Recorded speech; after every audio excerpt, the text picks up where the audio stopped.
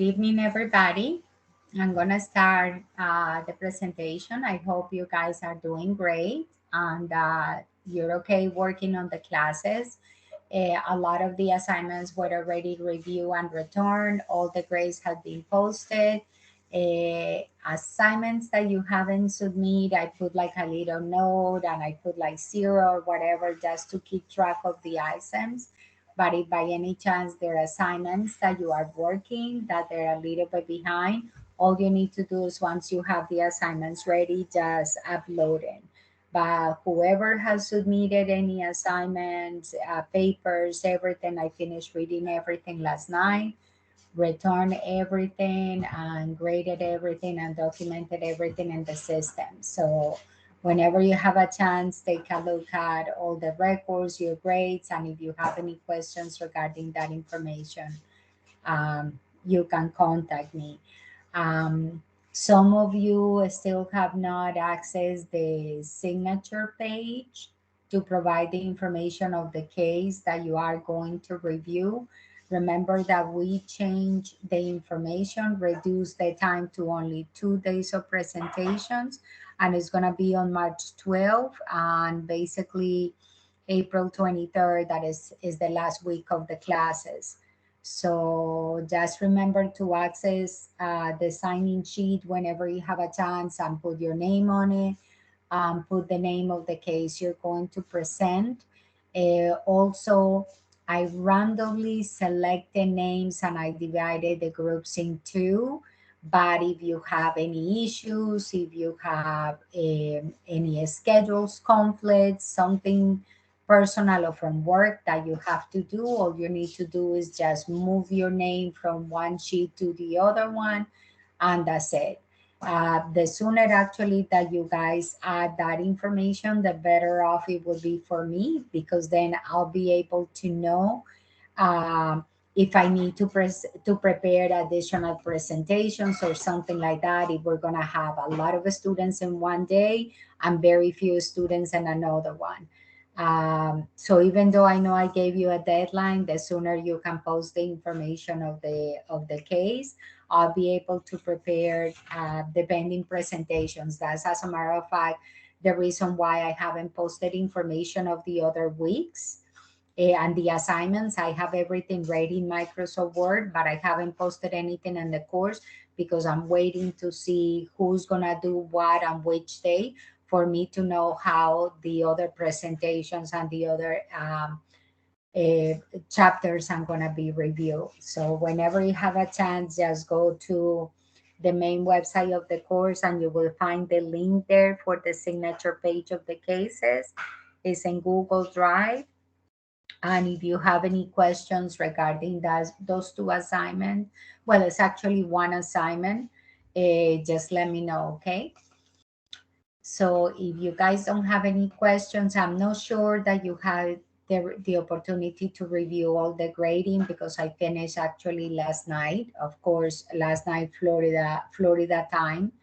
But but if you have time today, just access the class and review. And if you need to post any of the old assignments that you haven't posted, do it. As soon as they're in, I'll read them and I'll grade them and I'll post the grade. Do you have any questions about this information before we start? I have a question, Miss. Yes. So you said you were gonna send us a template for our presentation. Do you remember? Yeah, I did. I say that if you guys needed to, I can create one. But okay, I'll create a template for you. But actually, the template is kind of like similar to the presentations that I do. Ideally, will be if you think on a case study, it will be maybe 1 or 2 slides. I'm gonna write it down for you guys so I can send you a PowerPoint. It will be 1 or 2 slides for the introduction of the case, so you can describe the case. Remember that the case is a problem, and then basically at the end you're gonna resolve the case. And if you wanted to include on the presentation some of the questions that I included, basically that's what you will do. So you will, it is very simple, because you will do 2 or 3 slides of a PowerPoint presentation presenting the case, the situation, what is the issue, what is the problem. Then basically it will be around 2 or 3 slides about the recommendation of solution. ¿Me entiendes? So it will be like they could have resolved this problem this way, or whatever way. You can use information from the PowerPoints that we have reviewed, information from the books. You can look information on the internet to extend a recommendation of either change or implementation or solution, depending on what the case you are doing. There are some cases that are basically problems, so the recommendation would be for a solution. There are cases that they just have issues that they need to make an implementation or create a department or transform a department. So you extend a recommendation about that. So the second part that it would be the recommendations, it will be depending on the case that you select. So you will notice if the recommendations is to resolve a problem, or the recommendation is for the design of the department, whatever you want to do. And if you want to use some of the questions that I posted, which I did the questions for you guys for each of the cases, just to have an idea, you can use 1 or 2 of the questions that are there, or all the questions that I posted there, and provide some of the answers to those questions, because those questions, the questions are 100% related to each of the cases. So basically the presentation is, it has either 2 parts if you're not going to use the questions, or it will have 3 parts if you are going to use the questions. So that's basically what it is. So if you stretch it out in a PowerPoint presentation, like I say, it will be maybe 2 or 3 slides of introduction of the case, and it will be 2 or 3 slides of recommendations, or recommendations slash solutions. And then if you're gonna use the questions at the end, the slides, it will be depending on the questions that you want to use. If you want to use only 1 question or 2 questions, or all the questions that I put there, is up to you if you want to use them. So that's basically what it is. So it would be just that, but I can put this in a PowerPoint presentation, these 3 titles, and post the template if you want. Okay, I think that will be a good idea. Okay, I'll do that then. Yes. I'll do it as soon as we will finish here. Mhm. So in that way I can, as soon as we finish the presentation, I can upload the template, and you guys will be able to have an idea what I was talking about. And Okay. and we'll do that. Yeah, that's very, Okay. very easy Thank to you. do. Hmm. Thank you. Okay. Yeah, no, you're welcome. Anything else that I can do for you before we start the presentation?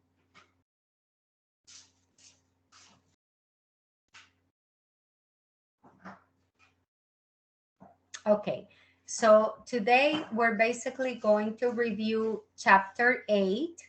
I was planning on reviewing chapter 8 and chapter 9 today, but I had sort of a personal bad news. I have my husband in the hospital, so my parents are now in the hospital with him. So I wanted to do the presentation of 1 chapter and basically move chapter 9 to next weekend. So as soon as I finish with the presentation and everything, that I can go to the hospital. And I apologize for the short notice, but it was something that happened last night. Type of, we thought that he was gonna leave before, and no, they left it additional days over there. So I apologize for that. But today what we're covering, it is regarding everything that is training and development of employment of all the employees. The main purpose of training and development is basically for retention. A lot of the companies, is too costly for companies to actually constantly be losing employees, and being in the process of interviewing and hiring, based on researches that had been completed, and we're talking like in dollar amount, every time a company has to like post a position, go to the interview process, hiring somebody, training somebody, and losing somebody in 3 4 months, is actually more or less an average of $5,000 or $6,000, and that depends on the companies that they use to post the job, the amount of hours that the interview committee is have to like take out of their workday to do the interview process and all of that. So companies basically realize that it's better for them to maintain the employees up to date, to offer a lot of training and to offer a lot of development, because with these two things in place comes basically what it is: promotions, opportunity of salary increases, opportunities of, for example, relocation to another place if it's a big company and have different, stores or whatever in different areas. So and actually, this motivates the employees to stay on the company because they see a future. Sometimes employees are looking for learning opportunities, and sometimes they cannot afford like degrees or universities, and there are companies that give discounts, and there are actually even companies that could cover maybe half of the price of the program. So all of that motivates the students to stay, so basically reinforce the retention.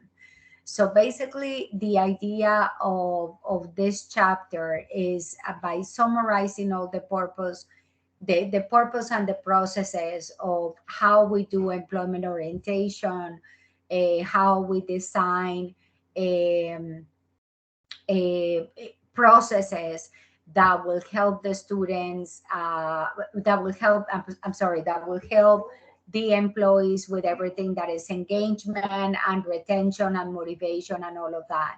So the whole idea of the training and the development is to make sure that companies apply good training techniques. Not all training works for everybody. It's not like one size fits all. And the companies cannot be stuck in just one mm, uh, model, let's say it that way, of training.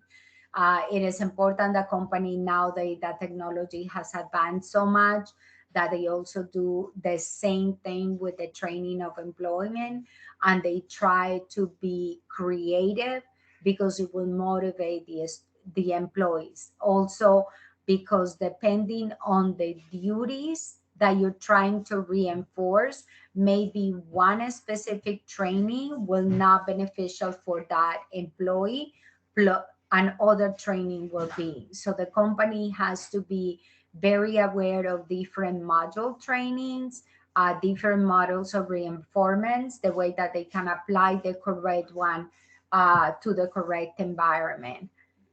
Um, so talking about the purpose of process of employment, we're talking about the onboarding orientation. The onboarding orientation is basically when it is done in-house, and is the beginning, and is very basic. It's like when you hire the employee, and it's like the first 2 3 days of training that is more like introduction, general information about what they do.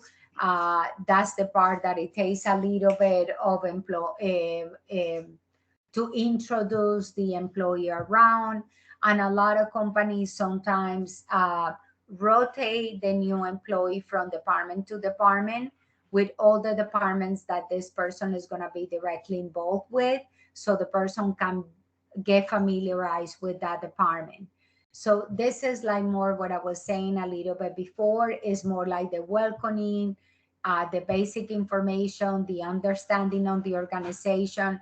Here is more when the employees from human resources, they can even go as far and doing the general introduction of human resources services and corporate and company policies and procedures.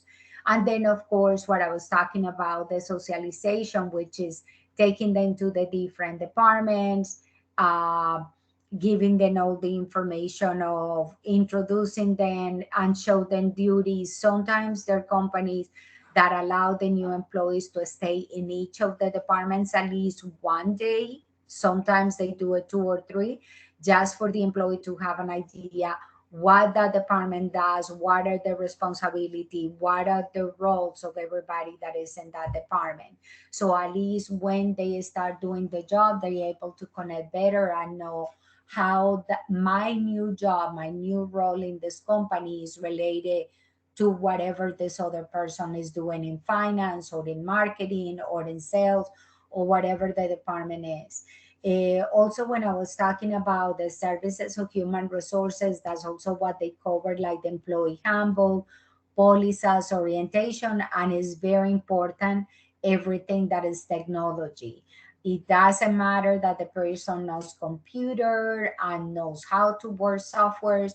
They're individualized softwares that a lot of companies uses to keep records of everything.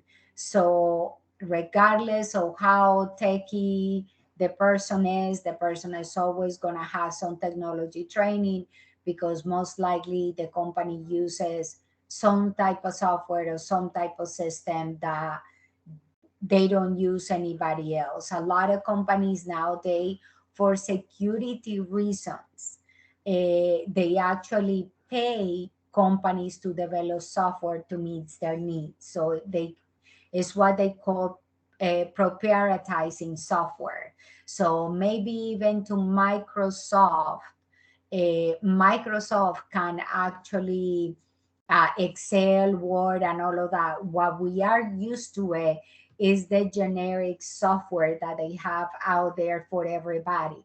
But actually, you can even pay Microsoft to create additional tools and settings and add additional drivers or whatever it is, depending on the needs of your companies. So then, yes, you're used to normal Word or normal Excel, but then you're gonna go to a company that has additional tools that you have never used before. So something as an example of onboarding, I don't know if you recall that I have used the Toyota example before. The book uses in different chapters Toyota because I'm not sure if the writer has some type of contact with this company. I know Toyota published a lot of information online for training for everybody, but I found that they use a lot of Toyota for these things. So they were using this, for example, they were using this company as an example, and they're saying that basically even is so important the training that they actually divided it in 4 days, and which is normal. A lot of companies do it an entire week, and depending on the company, they can even go for 2 weeks. But look at it, it's like day one is welcome. Welcome, you're always wondering, welcome for what? What do you mean an entire day? But if you talk about Toyota is such a big company that if they want you to show you all the different departments and what the departments do and get to know the different managers of the different area, it will take you an entire day to walk the entire company and know about. So what they call mutual respect is basically because of the Japanese tradition. They're very oriented in business and level of respect of management. So they're really focused on that the person knows who the administrators are, who the managers are, all the directors of the department. So on day two, this company basically gets the new employee to introduce the top administration of the company. So they get to know who's the president of who runs what, and all the directors. When they do three, that is a teamwork, is basically what I was mentioning a little bit about it before, that they rotate the employee into all the different departments to basically the way that they know and they mingle with the employees at the same level. Whoever is going to be my coworker at the same level, whoever is going to help me with anything they need to do. And then basically in day 5, when they talk about suggestion systems, is basically when a lot of the companies do an assessment of officially the technology skills of the department. I don't know if you recall when in previous presentations I had mentioned that there are companies that they do even tests like computer tests or something like that to start basically reducing the amount of applicants. But let's say they did those tests and they hired somebody, then basically once the person is hired during the suggestion system process, what they do is they try to see actually the level. Yes, I know the Excel, but then they can go into the point, and saying, okay, do you know how to do formulas in Excel? For example, do you know how to do graphics? Do you know how to do pie charts? So what they try to do in this is level the employee to learn the skills that the employee doesn't know about a specific software that the company uses. And at the same time, it is here at this level when they provide the training of whatever technical new system they have that the employee is not familiarized with. So depending basically on the company, how the company is, how big the company is, what are the responsibilities of the employee, an orientation, new hire orientation can be from 2, 3 days to up to 2 weeks, more or less. Also depends, for example, on the profession. For example, trainings of employees in the health field, especially if they're being hired in a hospital, could actually take even an entire month. So the employee works the first 2, 3 weeks shadowed by somebody that has been there for a long time. And then the 4th week, they start giving more freedom to the employee until they see that it's okay for the employee to do everything on their own. And it's because of the level of risk that you have to know to make sure officially that the person feels familiarized with everything, because we're talking that everything is sometimes a matter of life and death. So in the training process, the idea is to make sure that we give all the employees the skills that they need to perform their jobs. And when we talk about employees, it means everybody, new employees and all employees. When the companies decide to hire, I'm sorry, to like renew a software or to upgrade a software, let's say it that way. Sometimes from one version to the other one, they're completely different. So the company by law, the company has to train the employee, because if the employee doesn't learn, everything goes connected to human resources. So let's say it that way. You do a performance evaluation once a year. You evaluate the employee, how they have done it, how do they do all of this. And then based on that, you renew the employment contract and you provide a salary increase, whatever it is that you do in your company. But actually, in a way, there is a legal case that you have to be careful with. That is, you cannot really fire somebody because you didn't give any training to the person. So the person basically can hire a lawyer and say, hey, wait a minute, these people let me go because they saying that I didn't do anything. But I didn't do anything because they were supposed to offer me training and they didn't. So by law, I'm not sure in your countries, here in the United States, you are required to do that training. So the importance, because it's what I was talking about here, is the liability. Like when I was using the example of the hospital, you have to train the employee because the employee cannot be liable for something that happened at the job site if the employee didn't know how to do it. And the employee didn't know how to do it because the plain and simple answer that the employee is going to say is, I never received training. I never received this information. I didn't know that I was not supposed to do this. So that is when the legal action comes into place. So when we talk about aligning strategies and training, is basically identifying the employee's behavior, the firm, everything that is the competences of the employee. So what do you know? What you don't know? What do you need reinforcement in? And then basically everything, all make sure that all the goals that the company has in place for the training are met.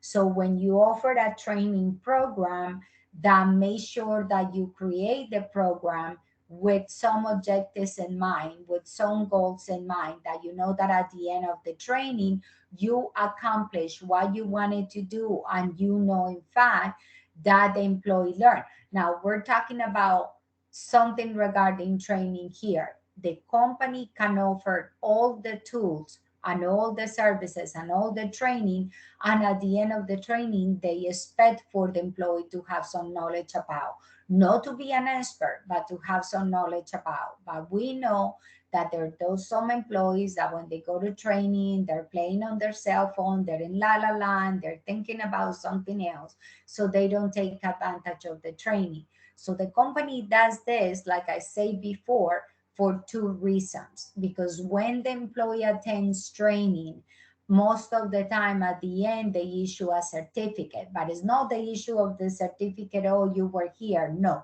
it's because a copy of the certificate is kept in the employee file. So if during that year the employee does not perform well, then they know, wait a minute, we gave you the training, you had a year to ask us for help, you have a year to tell us what you want or what was your question, and at the end in a year you actually didn't do it, you didn't contact us for help. So then they go and they think that the employee basically was not interested in doing what they were supposed to do.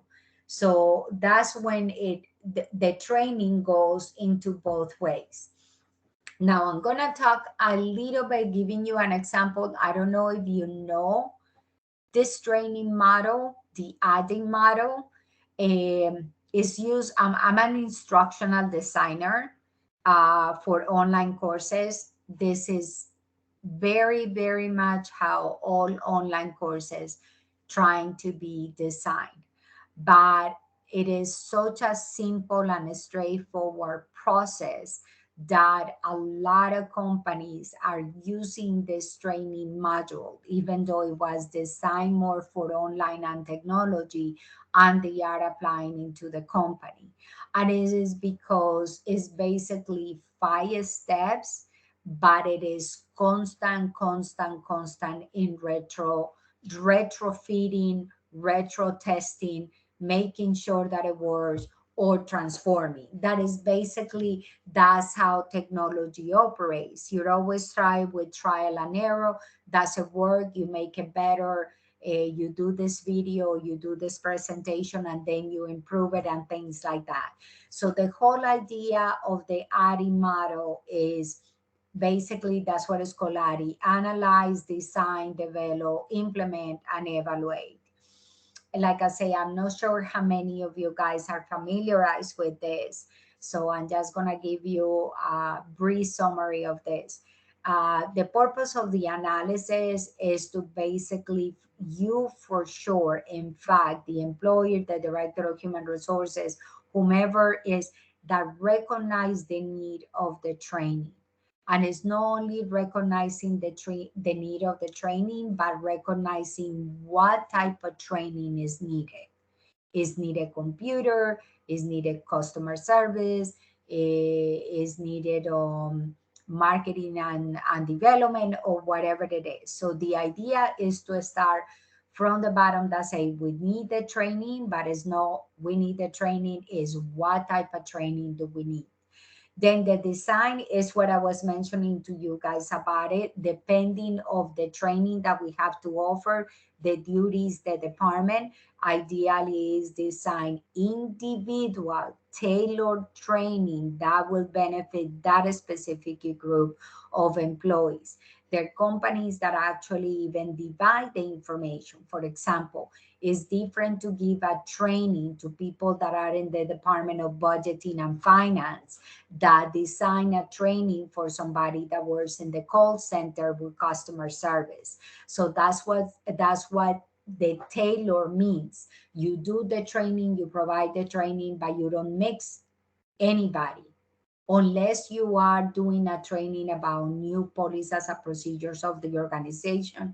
Yes, because they're the same for everybody, they affect everybody, so you have everybody in the same conference room or in the classroom or whatever it is. But when we're talking about training for a specific area, the trainings are supposed to be individualized and designed completely different. Then the development basically is even before we start doing the trainings, the persons in charge of developing the training, they in designing the training, they develop it. So what it means is you run it with the team, you test it, you do the presentation to your coworkers, you go from A to Z. If you're gonna ask a quiz, for example, you test the quiz, you go question by question, you answer the correct answer, you answer the wrong one, you do this, you click on every single thing that every employee will have to click on to see if the training that you design is accurate, it is proper, everything function, can be developed, can be run. And then basically on that, you do the implementation process, which is okay, I tested, but I know the training, I designed the training, and in my eyes, the training works. But then it's one other thing when I open a website online, for example, and I tell you this is the training about sexual harassment, follow it, and then I get feedback at the end and they say, oh, this information was too confusing, or these questions of the test was too confusing, I didn't understand this or I didn't understand that, this part needed more information, like especially we're talking about sexual harassment policies.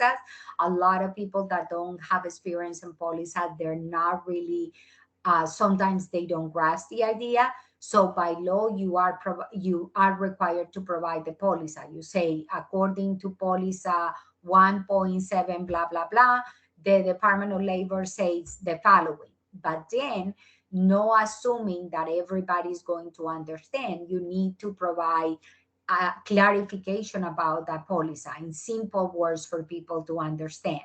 That's the process of implementation. The fact that I know how it works, you have to wait for the people to give you the feedback. Then, based on that feedback, which is the evaluation, then you start the process all over again. You analyze in that second stage what it is, making revisions. You made the revisions, you made the corrections, you add the additional slides, for example, that they're recommending.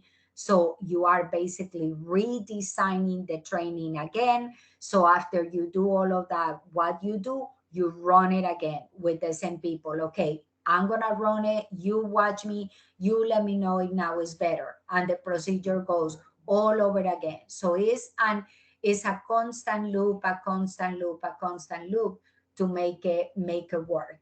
So in summary, basically, even though I provided that information to you, and remember that you have access to this presentation, I decided to put a little bit in more details the information of each of the parts of the model. So this is what the analyzed part is.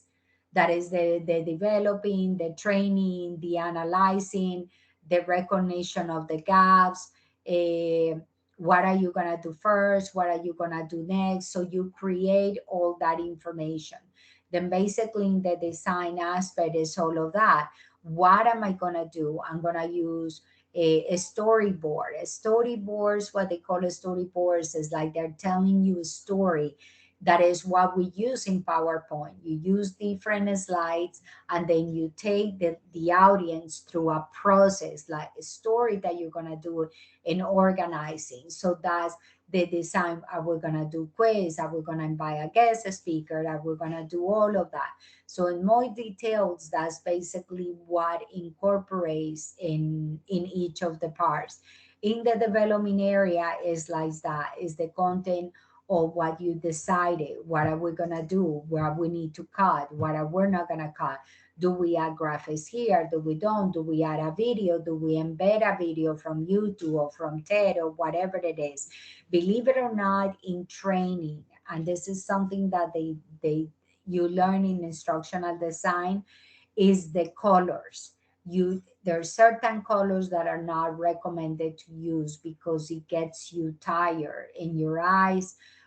Too much graphics, too much movement, too much sound, too much video. Like going to the other extreme, it gets the audience tired and distracted. So the audience doesn't grasp the information that you're trying to provide to them, or the changes or the policy that you are presenting. The implementation aspect of it, in addition to what I was saying, is the part of what is it that we are using. What do we need to use? What do we need to use? What is better to use? Are we going to use videos? Are we going to do it via Zoom? Are we going to create like a type of like an online course design that we can just go over, and they will be able to review and all of that. And the evaluation part, if we talk about a little bit more, is asking questions. You, the designer of the training, is asking all of that. Did we meet the goal? Did we get our point across? What we wanted to teach them about this new policy or about this new software, did we did it right? Do we forget something? Do we need to modify it? So all of that of the evaluation helps you. And this is also part of the retrofitting, the information that you are receiving from the people that attended the training. That's what at the end of the training, they always ask you to evaluate. Did you like it? Did you think that it was interesting?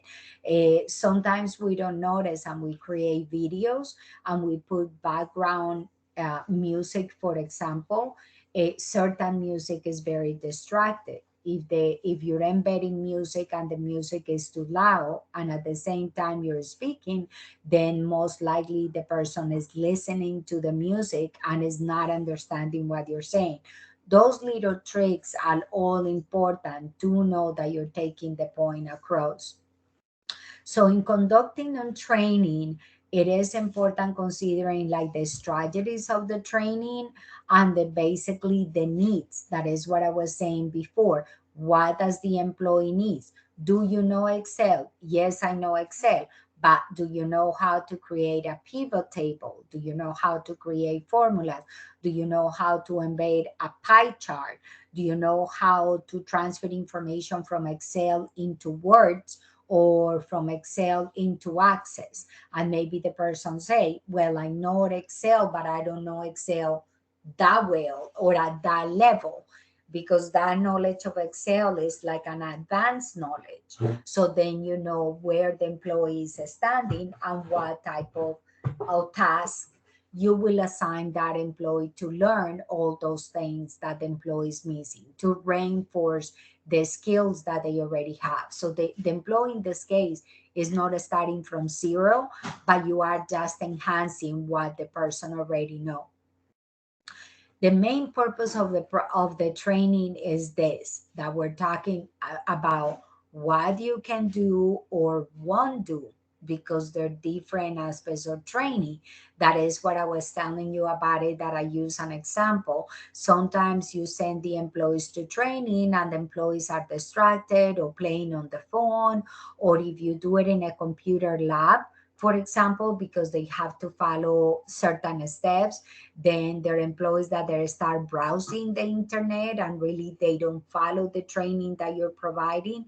So sometimes is that is very important for us that are providing the training to the employee to know the difference of that is what you cannot do, and that basically what you won't do or that you're not able to do just because you were distracted and you didn't pay attention. So it's important to differentiate those two. The way that we focus is what can't you do. You don't know how to do this, you cannot do this, I'm going to show you how to do it. But it's completely different that somebody has the skills and they just plain and simple don't want to do it. So the importance of competency of profiles and modules is for us to know exactly what type of training we need to offer to the students.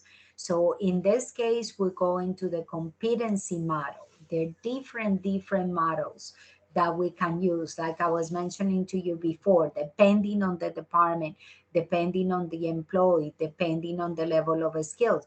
As a matter of fact, even depending sometimes of the age and the academic level of the employee. So to use an example, not to, with all due respect, for example, is different if you are going to develop a training, if you work in a company and you're going to develop a training for the staff that is in charge of facilities, everything that is maintaining the building and cleaning and organizing all of that and everything. The training is what? About cleaning, how to maintain the bathrooms the right way, how to clean the floor, what liquids you need to use to do this or to do that or to whatever. So the training is completely different if you're going to offer the training to somebody that works in the call center, or you're developing a training that is for mid-level administrators, directors of department, managers, and so forth. So that's what we're talking about, the different modules of trainings that we have, because we need to differentiate that and provide the right tools of learning for the employees depending on what they need. So for example, they're talking here about the competency model that is as one of the types of trainings that you can design. And basically everything is in level of competency. What do you know? What do you have? How can I improve the skills that you already have? So everything goes in the level of how do you know here, but how can I bump you up to the next level? That's basically what it is. But you're not starting from zero, you're starting working with employees that already know about it. So I would, like I was using the example of Excel. Okay, you know Excel, you know the basic rules. So let's say, how can I develop a training that you learn how to do formulas, how to do pivot tables, how to transfer information from Excel to Access, or whatever it is. So this is a training that doesn't start from zero. It's already from a group of employees that already have some basic knowledge about it. Basically everything that is the design and the overall training program has to match all the objectives, all the design, what are we going to do, how we're going to do it, how am I going to present it. Everything matches, because if not, the training is going to be all over the place, and basically the employees are going to be lost, and they're going to lose motivation of listening, they're going to lose interest basically. So you could be there for an hour talking about this training and how this new version of whatever software is. But if you don't do it correctly, then basically you're gonna lose your audience. So that's what it means. It is important that if we are making the training, that we make the training meaningful. So what it means by this is that's what I was talking about, the individualization. You develop training for your employees depending on what they need. You don't bombard them with information that they don't need, information from other departments, or information that in the long run is going to be useless, because you're wasting your time developing a training that they cannot apply, and you're wasting the employees' time trying to learn something that they know is not part of their job description, is not part of their duties. So therefore is something that they're not gonna be using. So always the training has to be useful. It is applied. I'm teaching you this, and the next day you're already applying it in what you do at your workplace or in your extension or with your duties or whatever you do.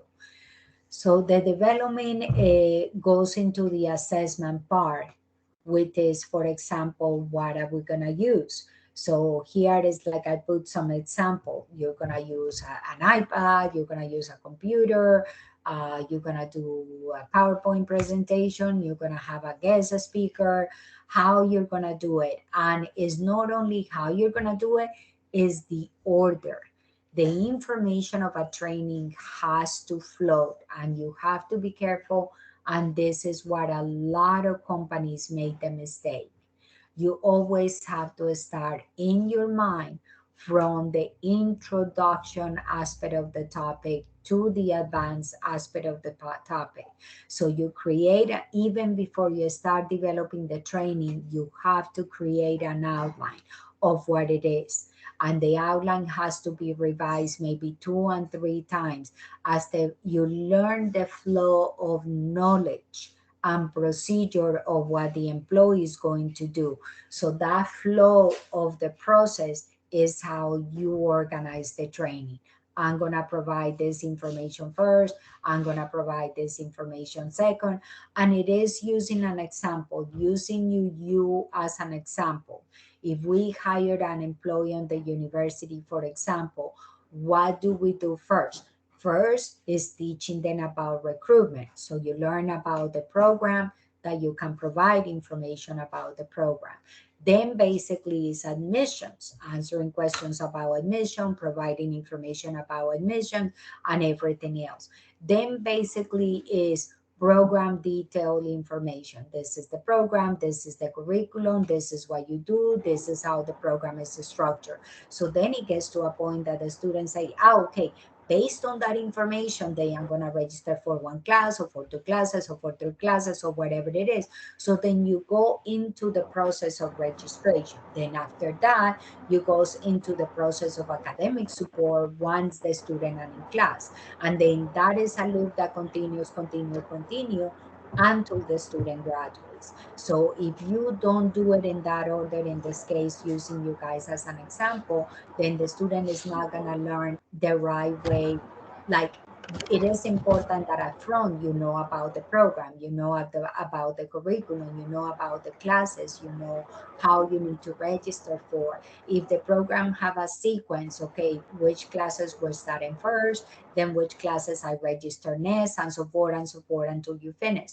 So all of that is the same thing for any training. There is always a way to disseminate, a way, no, an order to follow to disseminate the information. And that specific order is how the training is developed.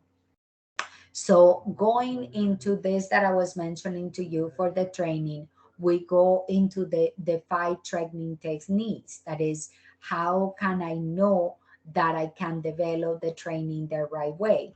So basically goes into the coaching area, the job rotation, the special assignments, and the peer training, because that is the whole idea.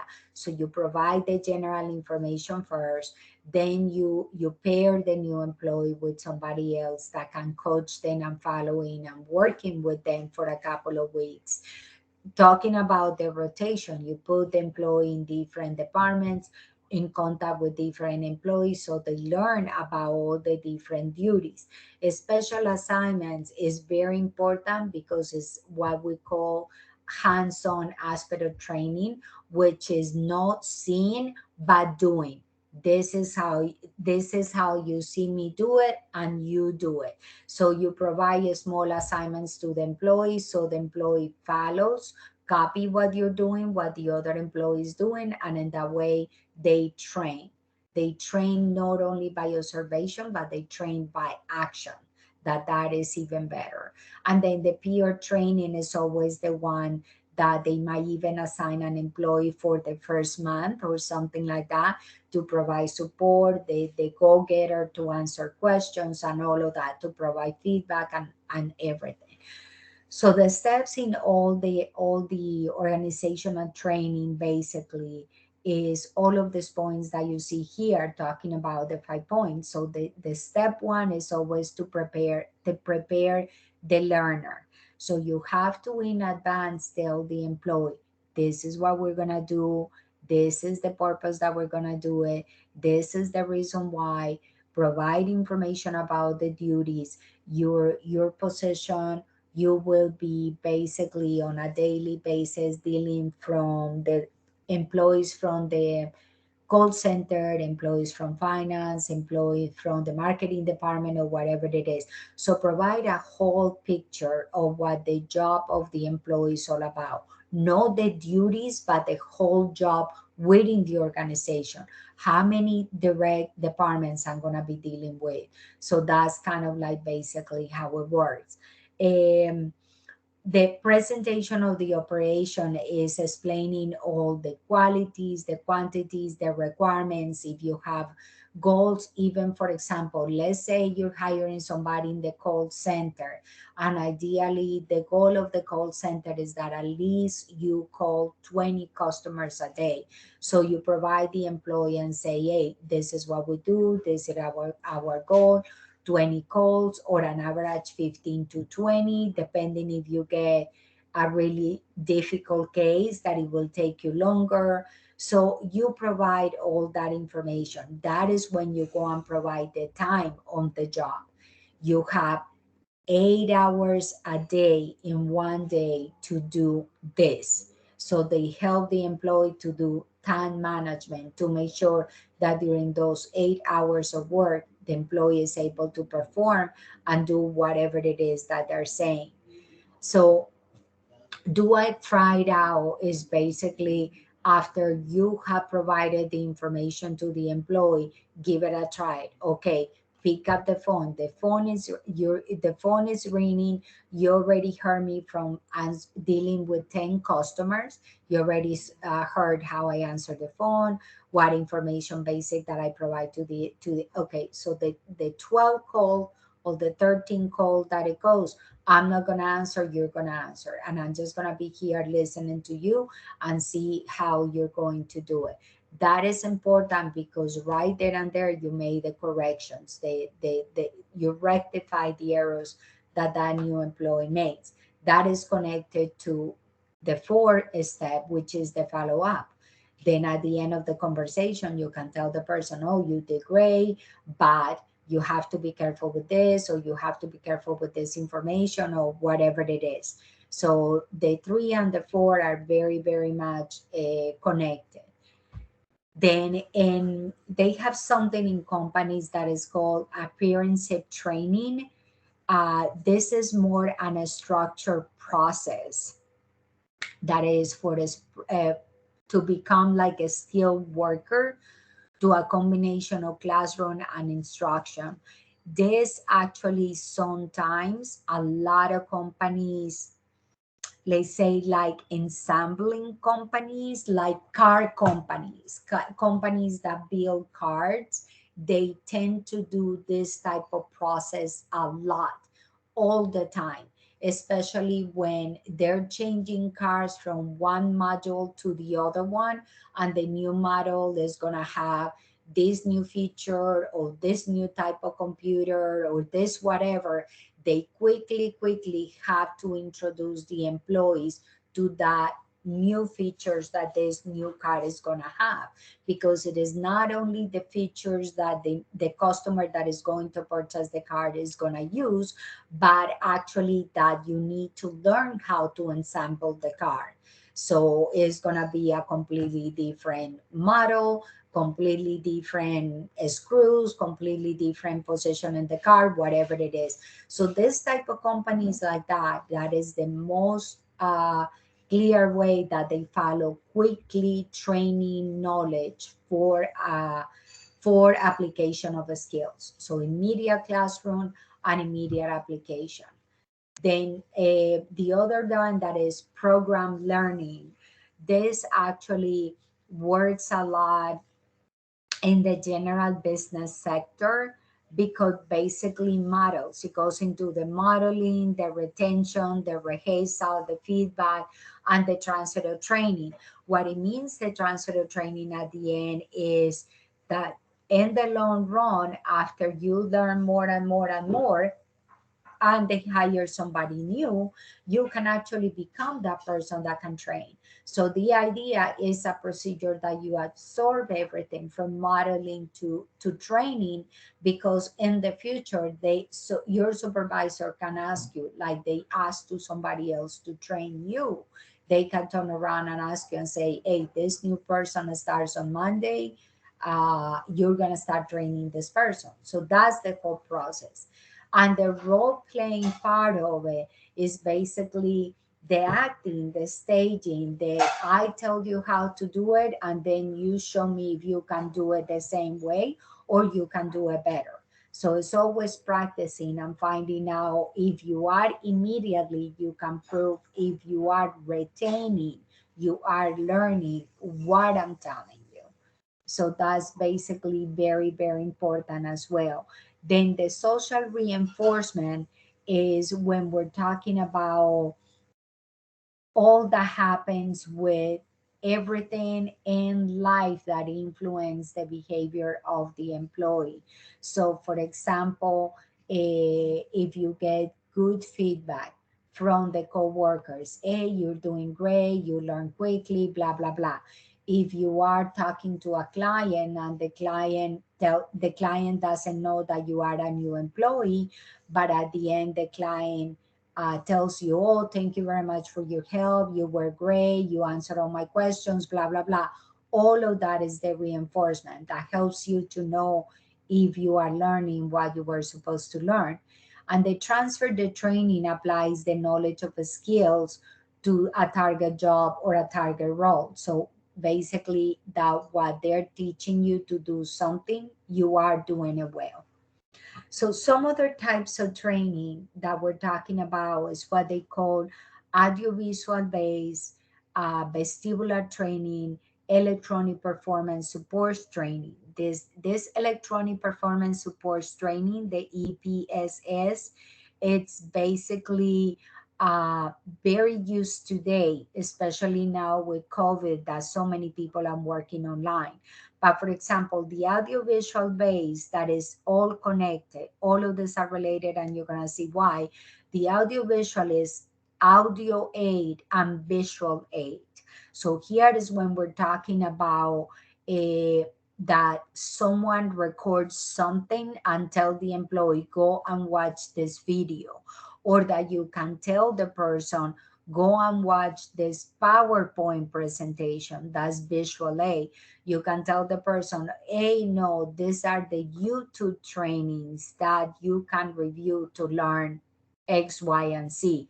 So that is the audiovisual aspect. But the audiovisual aspect is a training that can be embedded in some other type of training. What I mean is that you can be in a classroom training people, but you can use a PowerPoint presentation, or you can use videos, or you can use audio, or you can connect the class to Zoom and have a guest speaker. So the audiovisual, even though can be a standalone training, a way that you can train the employees, or whatever you want to do, that basically could be embedded in something. And I don't know if you guys have done it.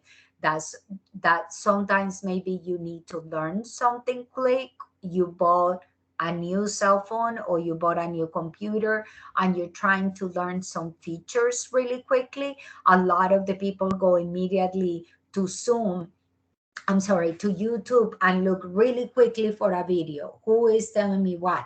And you see the video of somebody like you, somebody like I, just recording, hey, this is how you do it. That is what is called an audiovisual training.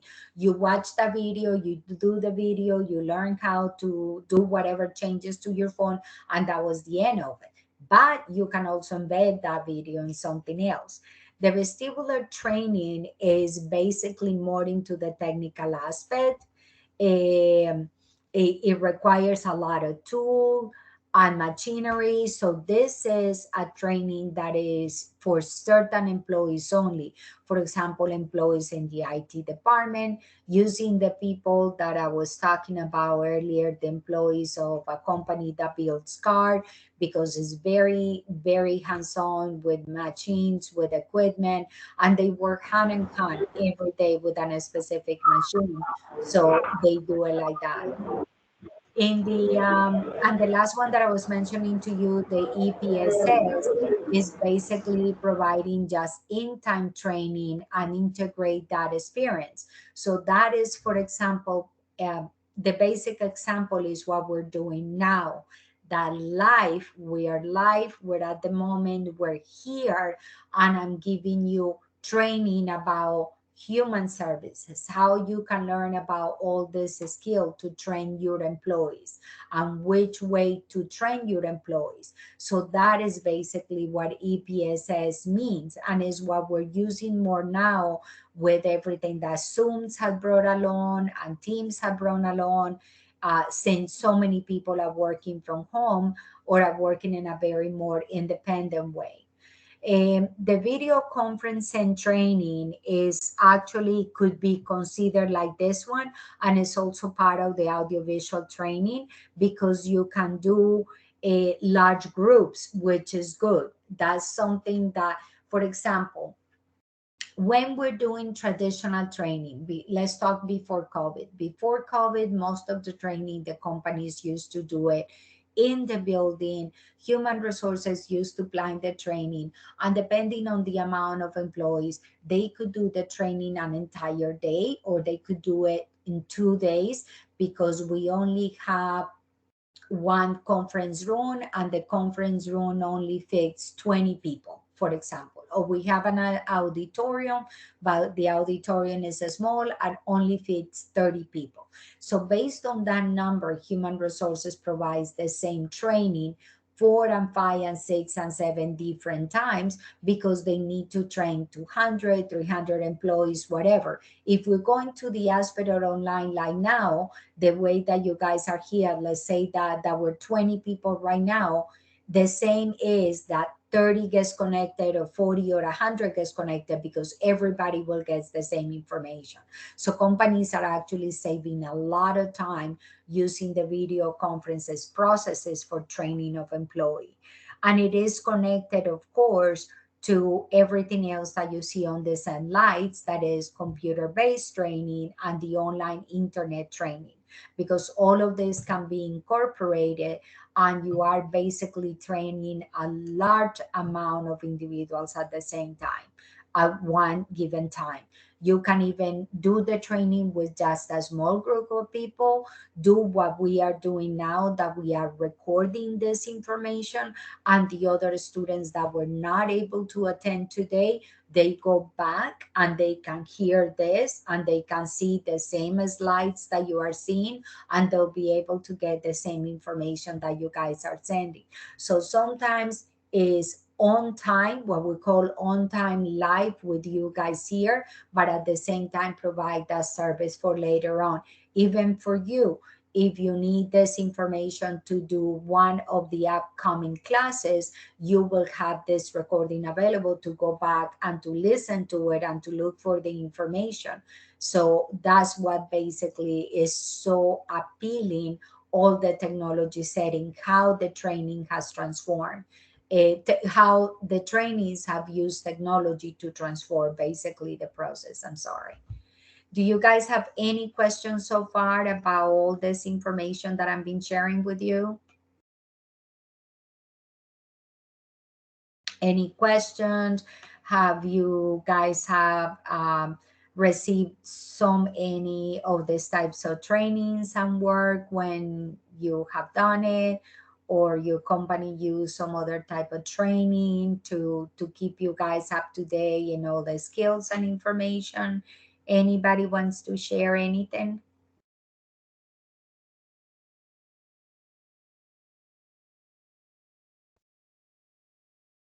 Okay.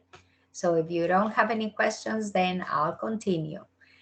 Um, this is the aspect of these other trainings are very particular, but these trainings are very important, and I'm going to tell you why. For example, the lifelong training, we're talking about the constant knowledge, the constant information that we are required to give to the employees. For that lifelong learning, we use what we call the old timers, the employees that have been in the company for 5 years and 10 years and 15 years. There are things in the policy, there's things in the employee manual that they're not written down, and that basically uh, they just learn through experience to do things, or shortcuts or changes or contacts that they have established to the years. So the lifelong learning training is crucial, because this person are going to give you shortcuts. This person are going to tell you, I used to do this, and it didn't work until I started doing this, and it became better for me and more productive, and I was able to do the job and whatever it is. So that's what it means, lifelong learning. So learning from the people, from their experience, know what it is in books, know what it is in the catalog, is how you have learned to do your job through all these years. The literacy training, as you can see here, it says that it's designed to train, and I put a students just as an example for you guys to see, because it is what any employee is. When you are providing a training, the person that is in the front of the conference room giving the training is the teacher, and the employees that are sitting there listening to the training and learning, those are the students. So that's what I put it that way, the way that you can see. The idea of this is that the student, you are training the employees to learn to become the teachers. So this is a good process of learning by association. So I basically A teach to B, then B teach to C, then C teach to D, and blah, blah, blah. So the learning process goes faster because it jumps from one person to the other one. So that's the idea. You don't train the person to just to learn, but you train the person thinking that sooner or later the person is going to be in front of an audience providing the training herself or himself.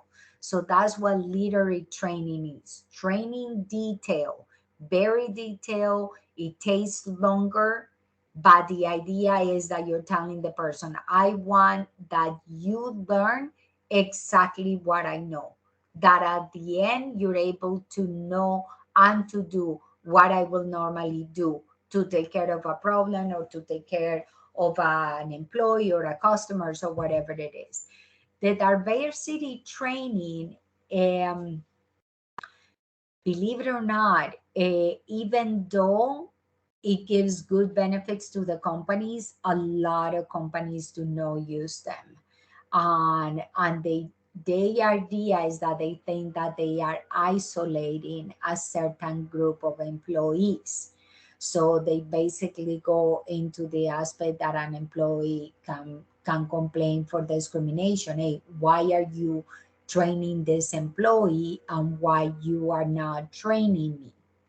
So even though you create small groups and things like that, because you're trying to reduce, in the contrary, you're trying to reduce everything, prejudice, discrimination, general individualism, or something like that. At the end, a lot of employees complain. So that is the reason why, even though it's available in that sense, a lot of companies really don't use it a lot. um, the One of the most important trainings that you could have in your company that you can consider for new employees, and actually all employees that have been in a company for a long time, is what we call team training. Team training is very, very, it saves basically the company a lot of money because it's done for free. Is one employee training another one employee providing support to the other one. So you're not hiring a consultant, you are not hiring an outside company. So it saves you a lot of money and a lot of time. Uh, the only thing is that sometimes it's a little bit slower because you're doing a one-on-one training. One employee is working with a brand new employee to make sure that the employee learn. Yes, it is productive in the long run, yes, but it is slower is because it's just very individualized. It's one-on-one, but it's very effective. Employees learn better than in a classroom sometimes, or in a conference room, or in an auditorium, because when you are working with just one person, you pay more attention to what the person is saying. And I don't just you can stop and you can ask more questions, so you have more time for uh, retrofitting, like, I don't understand this, can you repeat? So it's easier for the person just repeating and giving you examples and telling you to do this or to do that, while basically if you are in an auditorium, if you are training uh, 25, 30 people at the same time, and you have limited time, then basically you're not able to dedicate a lot of time. So, for example, um, when you have 25, 30 people in an audience, then you have to give more people to ask questions. That means that you have to take shorter amount of time to answer. So you're just providing like little bullets, like little outlines. So sometimes when you do those quick short answers, the person that asked the question is still, most of the time, is still didn't get it, and it still ended up with a question in the mind. Like, you know what, yeah, you gave me this bullets, you gave me a summary, but I really still do not get what you are talking about. So, like that, basically, they go into the aspect of like, okay, do I need additional training because this training I didn't get it? So, the team training cuts all that out of the equation. So, that's what a lot of people like that, even though it's a slower process. Do you have any questions so far?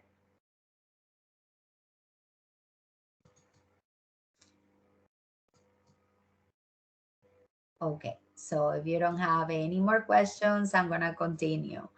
Uh, Now we're going to talk about the development methods. So, the development methods of management is how the manager will monitor that training, that is clear, that performance. That so the idea is both were ways. I'm spending 4 or 5 days of my time training you, and I gave you this information and that information and this example and whatever other example.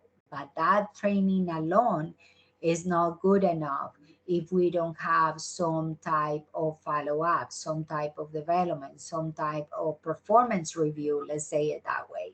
So that is when the managers, when the director of the department or the president or vice president, whoever it is that we're training, comes into place, because now that person can test the employees. Not that is a paper and pen test, no, but it's like they can test the skill. How was you performing? Do this, do that. What did you learn? And a manager can go and ask, for example, an employee, a brand new employee, after a week, and say, hey, can you do me a favor and email me the last quarter finance report? That's it. So that means that the employee already received the training of the software. The employee knows where in the software needs to go to request the information to run a report of the last 3 months of expenses. So if the manager doesn't get the report, or the manager gets the wrong report, or the manager does not get the right information, then that alone basically tell the manager, "Hey, wait a minute, this person didn't learn, this person didn't care, or this person needs additional training. So that's a process of assessment. A quick process of assessment is by doing that. And on a daily basis, they do it to new employees when they feel comfortable. Hey, run this report, type this letter, send this email, call this client, I don't know, contact this other department and ask for whatever. What? So they're basically getting the employee more involved in the day-to-day duties that the employee has to do. So there is something that they have that is called the 9 box grid. That is basically like you create a little table that has 3 rows and 3 columns. So you have exactly 9 boxes. And basically the idea is in those 9 boxes that you try to put the information that is the most important for you, that the employee. So you write, and you can even in those boxes, you can even write sentences or high rating, or you can go on, for example, say a customer service, computer skill, blah, blah, blah. And then you use the other boxes for if it is low, if it is good, in its improvement, in its that. So in a very quick way, a manager can take that 9 box grid, what we call, to set up the 3 most important things that you assume that the employee has to know. And with certain things that you ask the employee to do, you internally will be able to rate the student and say, I'm sorry, the employee, and say, oh, this person didn't do this right. Or I asked for the 3/4 report and he did send the 3/4 report. He sent, for example, January, February, March, but he didn't send the 2022 report. He sent the 2019 report. So yes, after a certain point, he did get it. He ran the report, he sent it, but for lack of attention, or because he was rushing, or he was distracted, or whatever, he ran the report for the wrong year. So all of those things help the manager to create a quick review of the employee, to give some recommendations to the supervisor and say, hey, this is how these skills can be reinforced. So then we go into one important aspect of training, which is the rotation of the process of training. What we need to do in a company, which is very important and a lot of companies don't do, is a backup system. It is imperative you want to succeed in a company, especially if the company want to succeed and expand. The company, besides the training, the best thing that they have to have implemented through human resources is a backup system.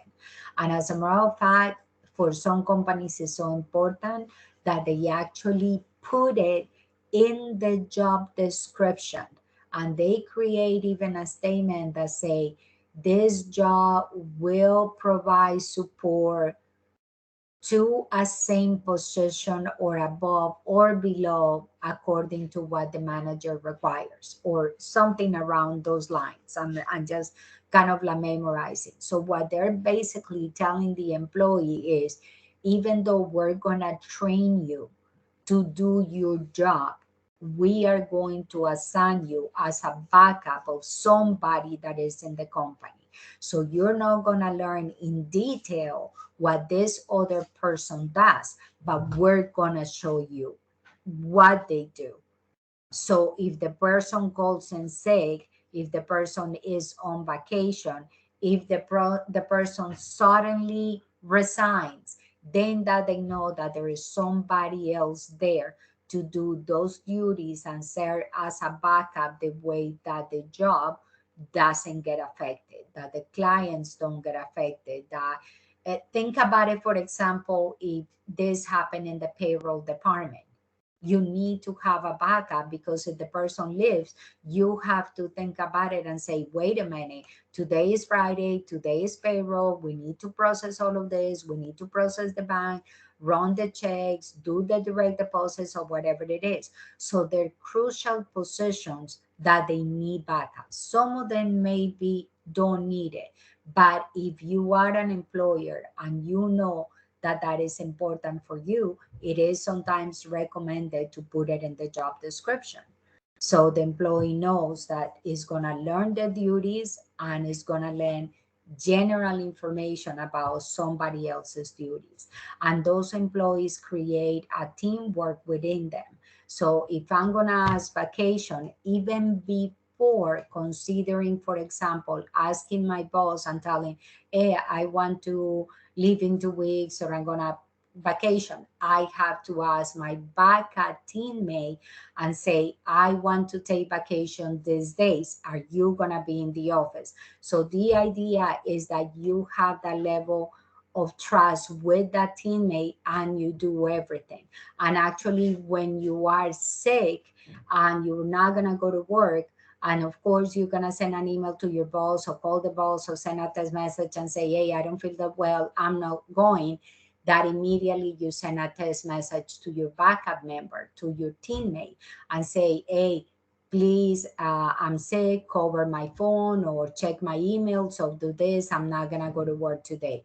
So that is what it means, that process of rotation to assisting in the duties, the way that nothing falls behind. So in the management training as well, there's certain techniques that we do that is, for example, what I mentioned a little bit before, that is the additional support that the company provides. Sometimes case studies, like the case studies that we're doing, the reviews, the case studies that you are doing, is because it helps you in not in a live setting, of course, because it was an event that already happened and was documented, but that in real life you learn what companies face. It's one thing learning about something and one thing knowing that these companies go through that and what do they do and how do you resolve it and all of that. So it's like hands-on practice. So sometimes you provide information to the employees, additional information or sample cases that companies have saved, that have documented to solve a specific cases are very important, and company knows that are so important that a lot of companies are not embarrassed, and a lot of companies publish them, and a lot of the cases are actually published for free on the internet because they're basically is like a life learning experience. Like we struggled so much, we spend so much money on this, we lost so many employees of this, that we documented it this way. This is what happened to us, and this is how resolve it. And actually, the biggest the company, the more cases you will be able to find. Google posts a lot of them, Amazon, UPS, FedEx, those companies like that, because you learn from experience. So the advantage, if let's say you're starting a small business, you're starting brand new, a brand new meal, then in delivery. Local delivery is something that you do in your neighborhood or in your area. With delivery, there is always issues of scheduling, issues of processes, issues is on timing. One of the person that has performed, the companies that have performed delivering systems very well are companies like Amazon, Federal Express, UPS. So you can look for these cases and say, okay, let's see if I found something about a case that these people had issues with delivering process, to see how they resolve the delivering process so I can apply that process to my company and make it better. That's how the case works. That's what case studies are so important. Something about computerized games. eh, as you know, more and more companies are developing games, but are no game just for playing. They're developing simulations, they're developing games for business, for marketing, for managers, for every single field. So their functions the same. They look like a game. You interact. Sometimes the games are depending on how much the company want to spend. They're games that they're free and just for the employees of the company, or are there games that they're actually you pay a small fee and you play with employees from other companies from all over the world? And our games, what they call mostly simulation games, to resolve issues in a virtual way. So the ones that are with a fee that you have employees for other companies are a great learning experience because everybody does things differently. So you get to team with people from all over the world that has different skills and background and different ways of solve things. So it's an entire learning experience, but they're not that expensive.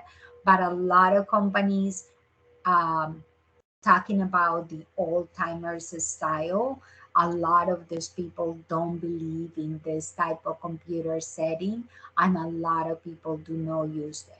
The new companies, more like, believe it or not, like young companies like Google, Microsoft, we've been around with computers for a long time, but actually we turn around, they're not that old. Apple is not that old. Microsoft is not at all. Google is not at all. Yahoo is not at all. But we basically take advantage of that technology. That those companies are innovation in technology, and they do a lot of online training with simulations and things like that. So these companies have been the pioneers and motivating other companies to absorb or copy, let's say it that way, this training technique because it does work, it's entertaining. Most of the people like gaming, a lot of people have regular games or game consoles at home. So it makes them more interested for them because they are used to do all of that. The university related programs, this is basically more academic structure. This is what I was talking to you about way at the beginning of today's presentation. There are companies that they have employee benefits where they cover 50% of an academic program or 60% of training if they're recommending you for a certificate, or they even sometimes cover 100%. They recommend a new certificate for you. They see that you are a very good employee, that you have these skills, that you can get promoted, and they say, hey, we can bump you up, we can give you this job, but you need this certificate. And if you're willing to do it, we're willing to pay for it. So that's basically what it calls more of university related. It's more a structured education, is not in-house, is basically mostly outside, and then a percentage or all of it is covered by the company. And of course, role playing is the standard role playing in-house with other employees, how we do things, how we work, how will you do it, how can we change it. I do it first and then you do it next, and things like that. This is very role playing, believe it or not, is very good when you're teaching somebody a new software, especially if one of the persons of the team has a lot of experience about the software, because then you tell the person, hey, this is going back and using the example of Excel. Somebody that doesn't know how to type formulas, if you are working with somebody that does, then the person will start teaching techniques. It's like now when we're using coding, so the person can go and teach 2 3 quick techniques and say, this is how you quickly add all these numbers or divide all these numbers or get the square root or whatever. So then the person say, okay, I'm going to show you how to do it 2 3 times, and then you do it. So that's kind of the role play, very applied, very hands-on, very easy to learn, and it keeps the employees focused. That's the whole idea. Some other thing is we're talking about corporate universities. And I don't know if you know this, like for example, Burger King has what they call Burger King University. McDonald also has McDonald University. And there are a lot of companies that they have their in-house university. They give them the title of universities because they do basically get some certification. They hire academics to develop the curriculum, the proper way to do training and everything, but they do all the education in house. So they're constantly offering new trainings. It doesn't have to be related to your job, it could be about anything that you can imagine. And a lot of these companies, they create new trainings on a weekly or monthly basis, and they send the emails to the employees and say, hey, this week we're going to do this training. And then if it is something that it calls your attention, then you register for the training and you go. So that's the whole purpose of the corporate universities. When it is a new employee hire with a company that has the corporation university, all through that university process is that the employee is being trained from everything that is the welcome, the orientation, human resources, policies as procedures, duties, job description, you name it, everything is done in house. Sometimes they don't even do it in the same department. They have a special people that will focus on that to train the employee. The advantage of having the money of having corporate universities is that you're not taking away time from any of your employees in your department to train somebody, because you have a special person to do that. And in this type of corporations that they have university trainees, they actually have employees from the department. So for example, I work in the Department of Finance for many, many, many years, and basically I moved from the Department of Finance to the corporate university finance training. So I work in this department for 5, 10 years. I know what is going on. So I can give you the training about the finance department without interrupting anybody's job in the finance department.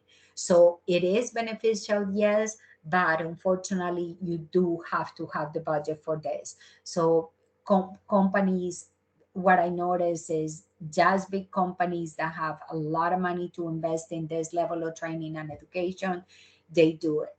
And then basically, some of the last one that they talk about is security coaches and the learning system is basically this goes hand in hand depending on the director. So what they do is not a co-worker trains you, but one of the directors of the department.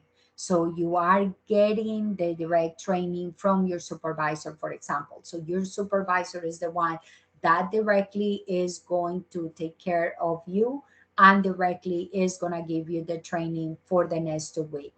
No co-workers, no nothing. Yes, you're gonna meet your teammates, you're gonna meet everything, but your supervisor is directly that is going to be they're responsible for the knowledge that you're gonna gain within the company. The learning system, this is a human resources aspect, that it is training that human resources has developed, and that they are the ones responsible for providing the training to you. In this case, for example, eh, uh, at the beginning that they give you the sexual harassment orientation, a training about discrimination policies, or a training about diversity. All of that is handled by human resources. So only the employees of human resources offers this type of training, and board policy are the ones that are supposed to provide it to them. Now we're getting closer to basically the last part of the chapter 8. We're missing just, let me see something. Yeah, we're going into two more objectives of chapter 8. And this one is about discussing of the importance of steps. So we're talking about, in this case, we're talking about leading organization change. So if we connect this to training, we have to realize that the purpose of training is because we see the need to change and the need to improve.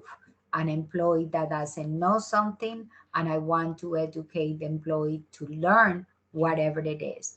When you are changing, when you're buying new software, when you are changing new software, when you are, even, I don't know if you guys experience this, like for example,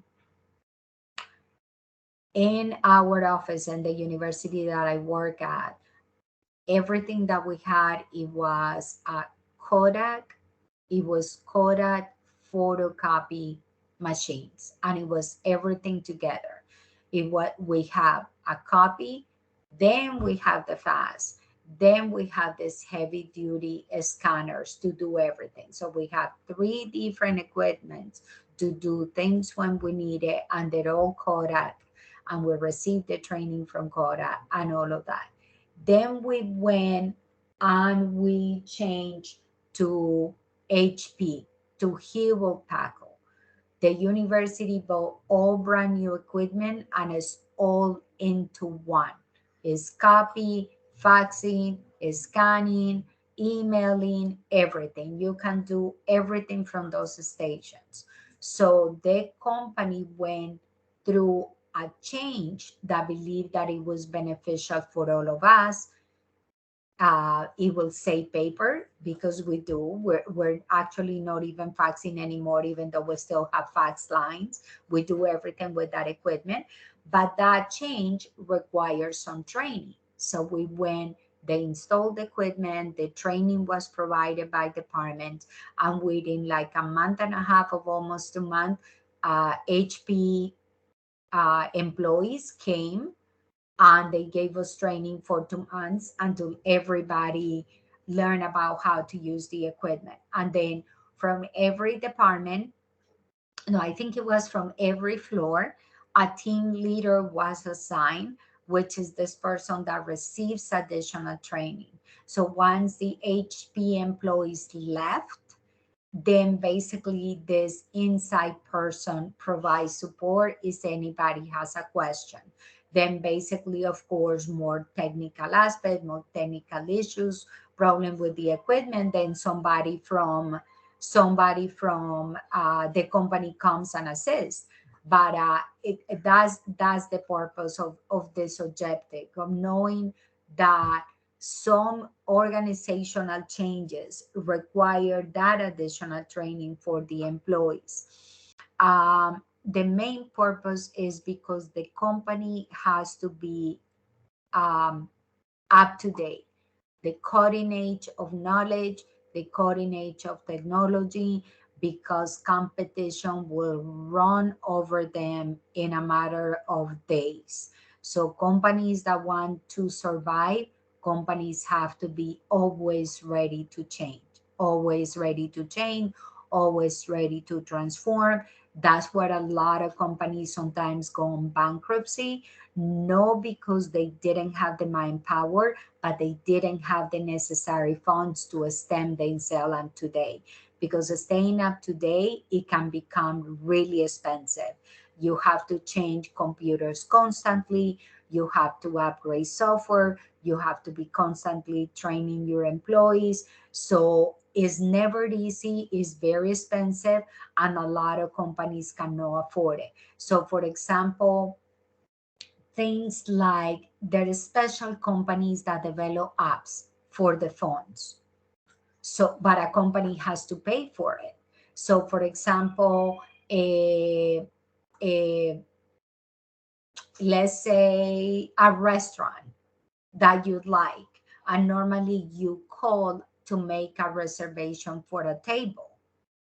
Then basically that restaurant wants to be up to date. This restaurant will pay a company to design an app that their clients can download and can use to see the menu, to contact the restaurant, to provide reviews, and to make reservations. So all of that is expensive. You have to pay somebody, you have to pay for someone to maintain the app and things like that. And a lot of companies don't do it. And we as customer we have become very, very spoiled. We have our phones all the time with us. It's easier to scan documents, to call, to make reservations.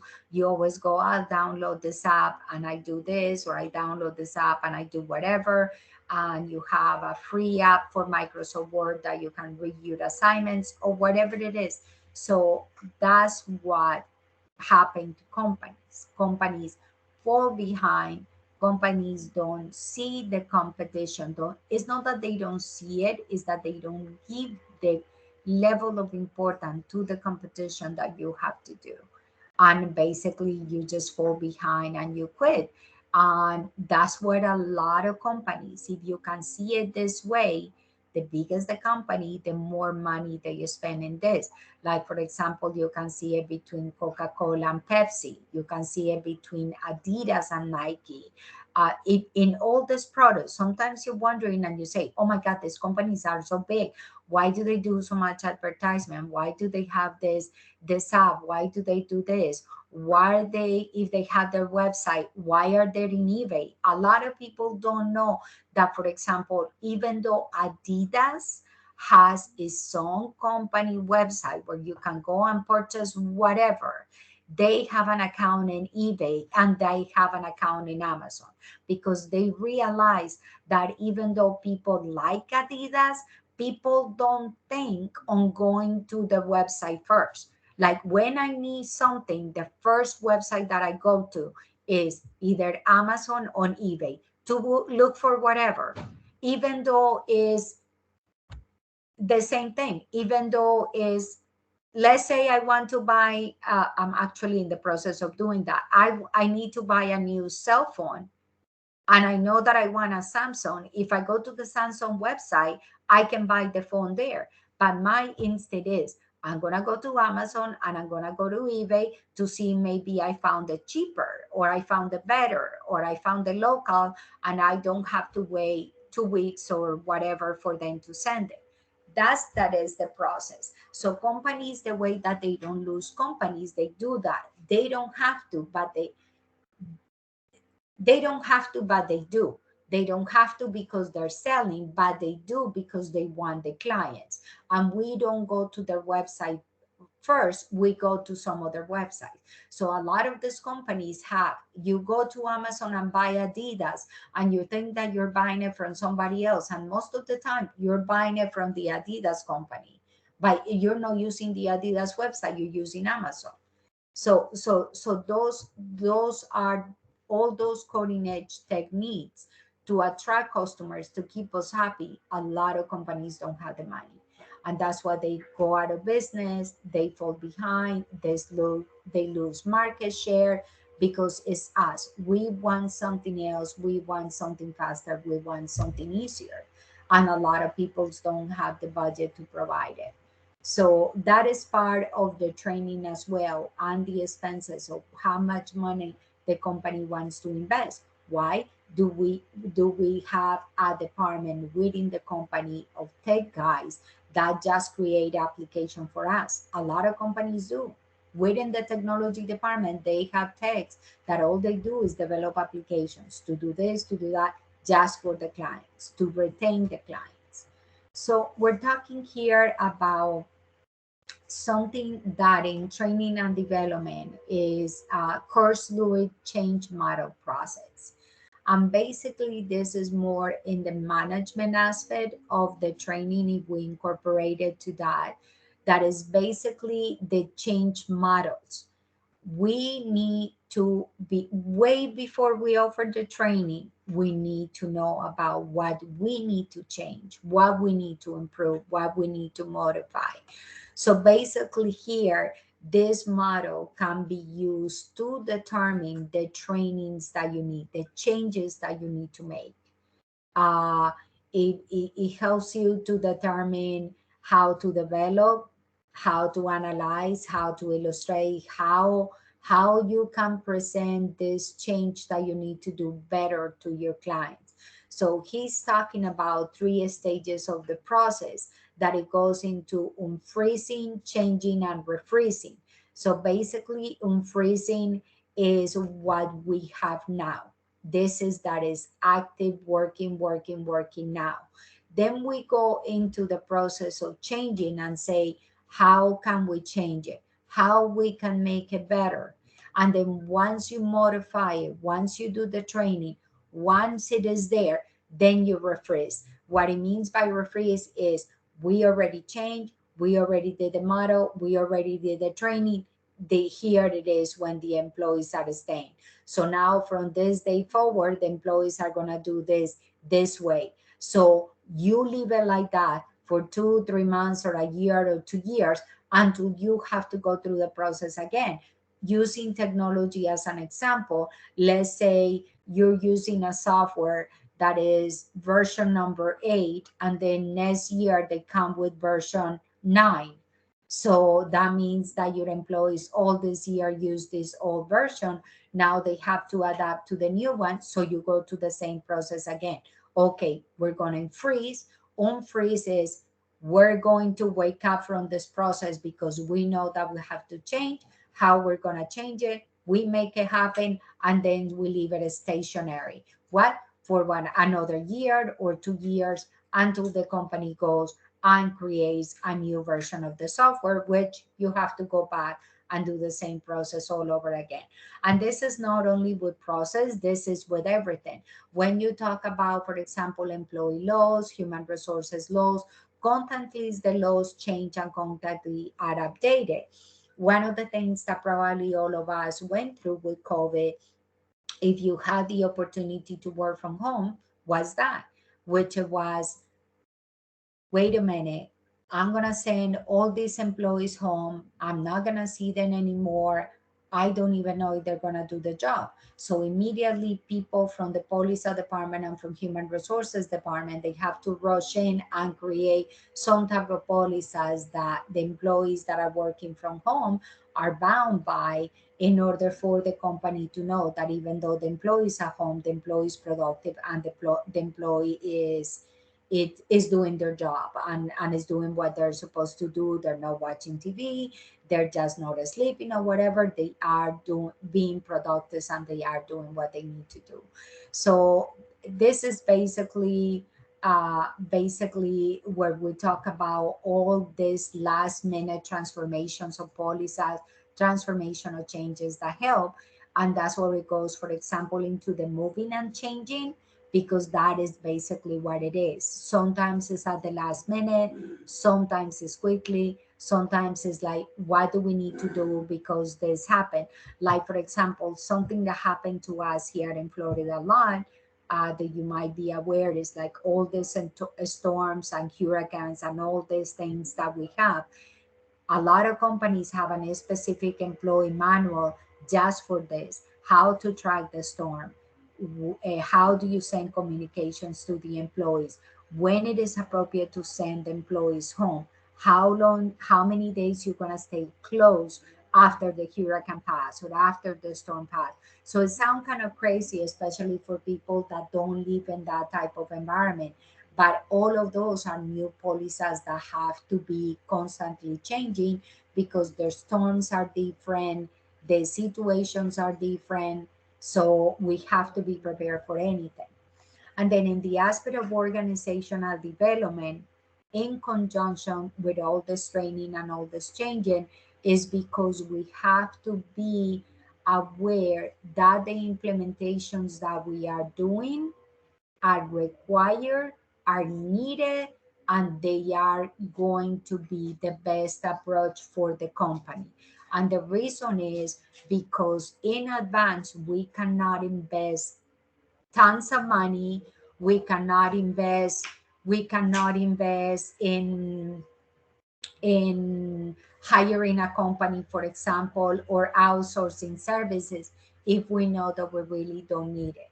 So that part of implementation is important because we need to know how to do things. If we don't need it, don't change it. If it is not required, don't do it. If you can hold on for 3 4 5 more months, then do it 3 4 5 more months. Because if you don't have the budget, you have to play with what you have. You have to run your business with what you have. So it is important to know which one you do best, or which type of need you need immediately. So analysis and a strategic plan in this case is very, very important, because you don't do all the changes at once, you don't do all the trainings at once, or you don't hire different companies at the same time. You always have prioritized according to the budget that you have at hand. Do you have any questions so far?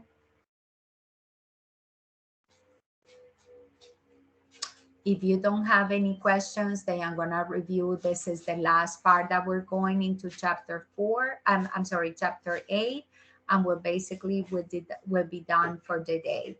This last part of the information of the chapter is more about the evaluation process, which is the last process of the training.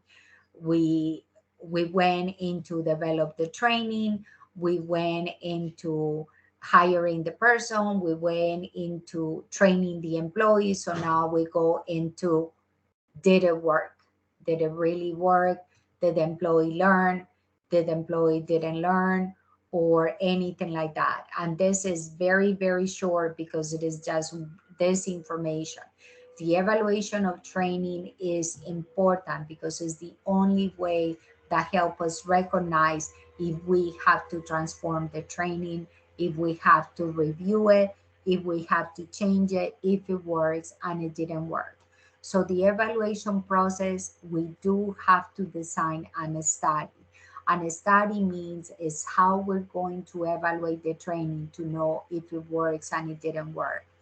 Then we have to do some experimentation. So basically, it's not the answer of one employee. The evaluation that the employee did at the end is a conjunction, a group. How many employees say what? For example, if you provide 5 questions and you say from bad to, you go a Likert scale and you say good, important, not important, relevant, not relevant. So then you go and say how many people say that it wasn't important or how many people say that it wasn't relevant. So evaluation, even though it's important to consider the positive, the key idea is basically on the negative. Focus on the negative, focuses on what the people don't appreciate, didn't value, didn't care about it, go say that it was wrong or whatever it is for us to improve the training. And then basically we use that reaction to what? To measure the reaction of the person, to measure what the person say that I learned and I didn't learn, to learn about what the person say I didn't like, or I did not like, or I didn't care for it, or I thought that this training wasn't important, or I thought that the training wasn't relevant to what I work, or whatever it is.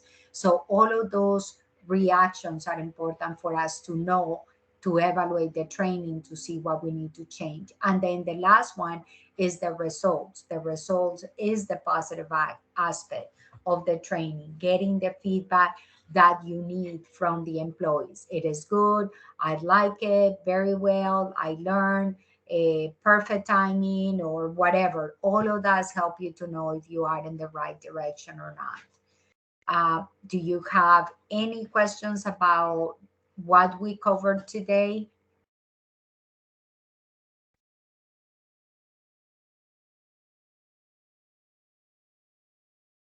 Anything that you want to add? Anything that you want to talk about it?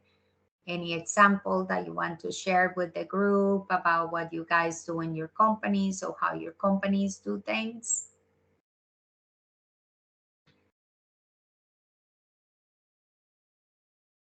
Well, you guys are very quiet today. Okay, so if you guys don't have any questions at all, we basically can conclude today's presentation of the class. This is like I say, we will cover chapter 9 next week, next Saturday. And if during the week, do you have any questions about the assignments or the requirements or pending assignments that you haven't submitted, please feel free to contact me, email me, send me messages through WhatsApp, whatever you think that is easier and convenient to you. Is that okay? Yes. Perfect. So I am going to stop the recording now. And basically, I want to wish you all a good night